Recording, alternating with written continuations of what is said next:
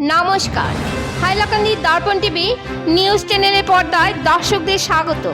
দর্শকদের জন্য এই মুহূর্তে একটি বিশেষ সংবাদ পরিবেশন করছি আমি মাহিপাল।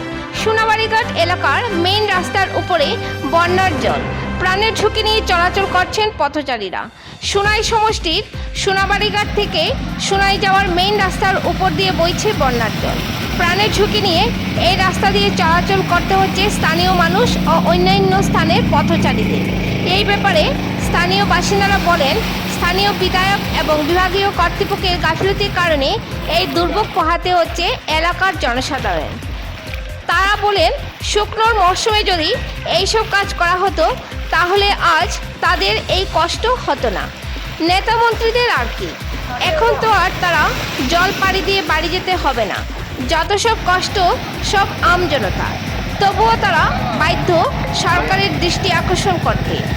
তাই তারা এলাকার বিধায়ক সহ বিভাগীয় কর্তৃপক্ষের কাছে দাবি জানান যে বন্যার কবলে থাকা মানুষের খোঁজখবর নেওয়ার জন্য। বিস্তারিত দেখুন সিপ্রিয়ান ডায়েসের রিপোর্টের মাধ্যমে। পরবর্তী খবর পেতে চোখ রাখুন হাইলাকান্দি দর্পণ টিভির পর্দায় এবং নিত্য নতুন খবর পেতে চ্যানেলটিকে অবশ্যই একটি লাইক ও ফলো করে দেবেন, যাতে সবার আগে গরম খবর আপনাদের কাছে পৌঁছতে পারে। ধন্যবাদ।